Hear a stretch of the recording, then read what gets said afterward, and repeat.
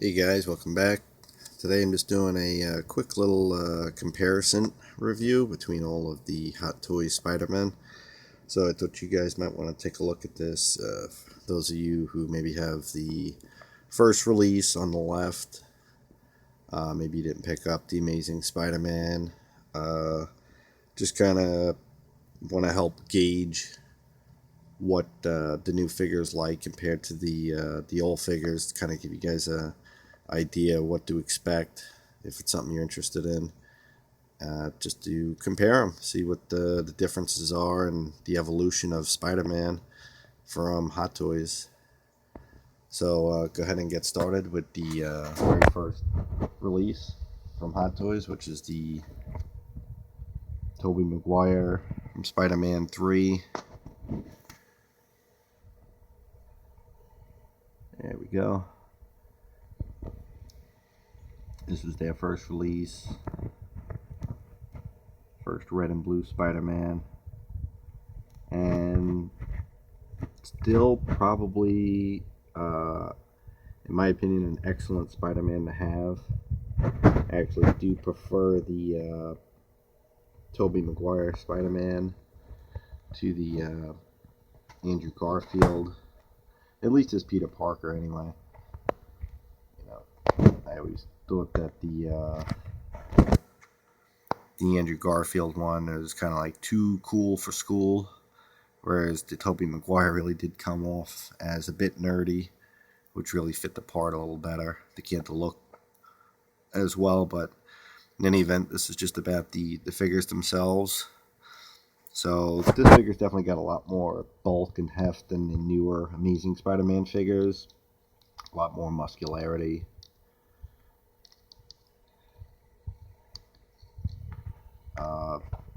Probably a little too beefy in the legs.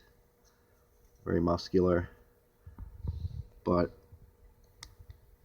looks still really good. The costume design, really good. You can see that honeycomb pattern in the red. Originally, all of these, it had the complete fabric. So it's all fabric throughout the whole costume, the blue or the red section. And then over it, you had this web pattern that looks really good. The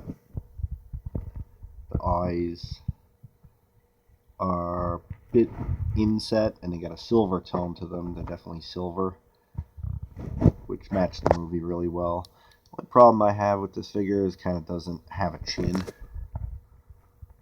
You see, it's just kind of, you see the mask is not attached to the head, so you get this little loop thing up top.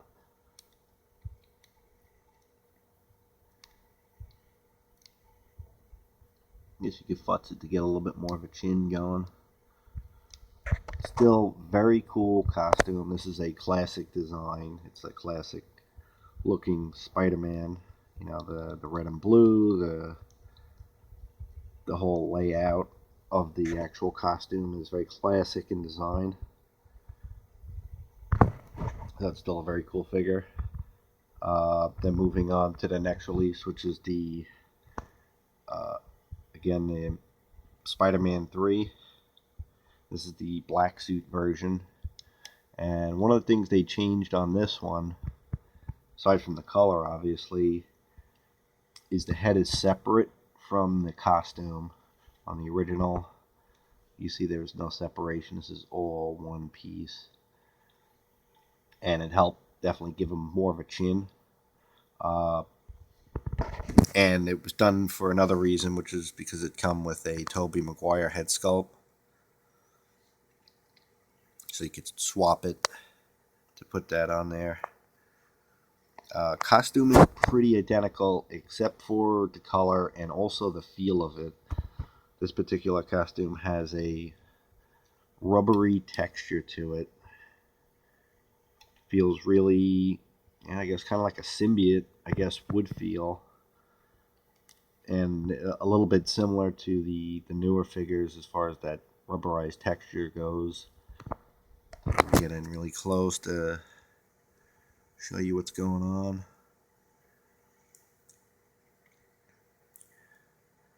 So it's almost like the honeycomb pattern has been rubberized.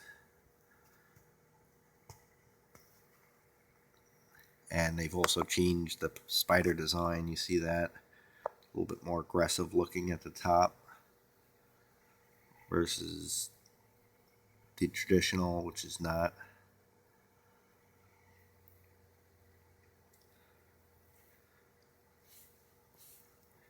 But aside from that, the costume design is pretty much identical except for the color, the feel, and the actual spider design.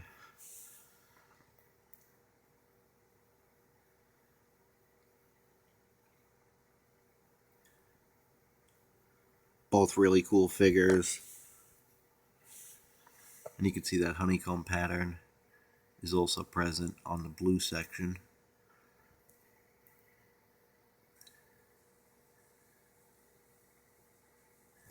So now moving on to the Amazing Spider-Man figure.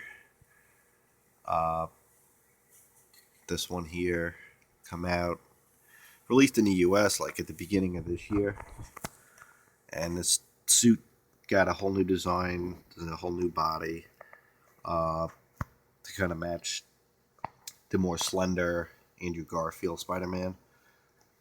And with this one of the big issues was the height, and he's kind of pinheaded too. But that goes along with the smaller height. And also the design is all new for the movie. The yellow eyes, the lack of a belt now, attachment point of the costume. The whole design is, it's got piping through it. And he uses like sneakers. So it's some makeshift, but it's a very modern take on it. Very cool figure. The design of the gloves is all different too.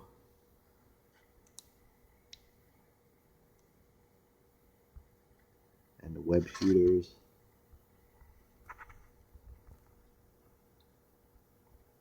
Whereas with the Tobey Maguire Spider-Man, it came right out of his wrist, which I didn't really like that idea. I do like the new Amazing Spider-Man setup with web shooters and kind of showing off Parker's genius for designing them. And then finally the new Amazing Spider-Man from Spiderman 2. This one, out of the whole bunch, is my favorite, the newest one. I like the proportions. I love the classic suit design.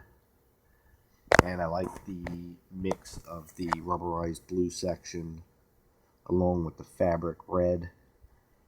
This just looks toyish in a way. This actually is pretty accurate to the movie, but I don't know, in hand and 1/6 scale, the fabric just comes across as so much better than that rubbery textured latex type suit.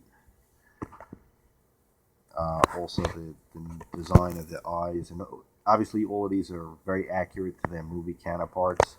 So the differences, obviously come down to differences in the movies, but it also makes up for the difference in the figure itself. And I'll show you the differences in the spider designs on the front and on the back of the suit.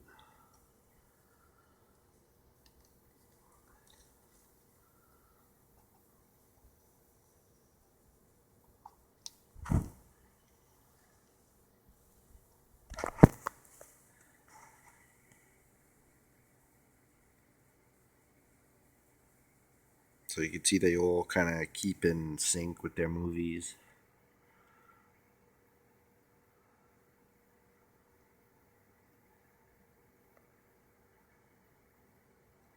This one is a really cool one.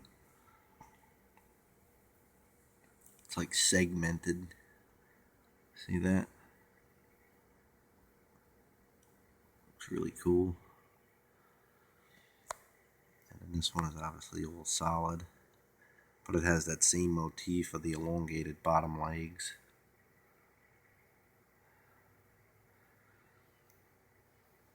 And obviously you can tell the height differences. I'm going to take them quickly off their stands. I don't want to run this too much longer.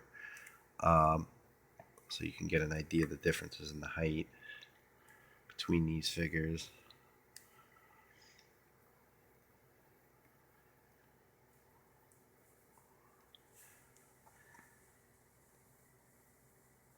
And you can see obviously the shortest one is the first Amazing Spider-Man.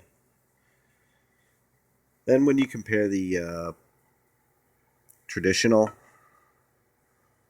red and blue compared to the new red and blue from the Amazing Spider-Man, the heights are also slightly different. The new Amazing Spider-Man is a little taller than the first from Spider-Man 3. So he is the tallest, which actually is accurate, being that I think Tobey Maguire is about 5'10", and Andrew Garfield is 6 foot. So this guy really scales in correctly.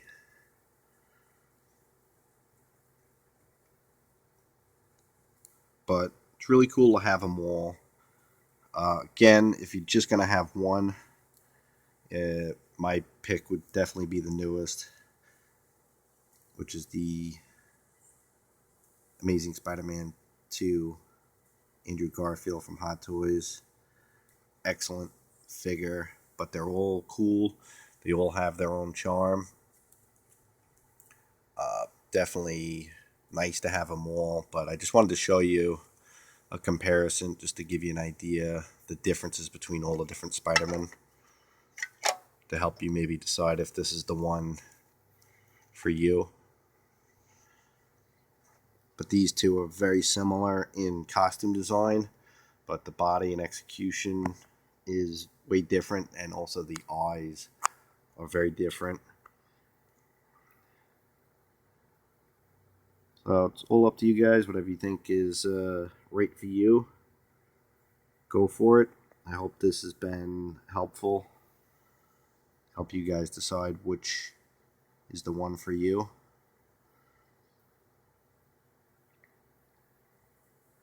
And if you have any questions, definitely leave them down in the comment section below. I'll be happy to answer as much as I can.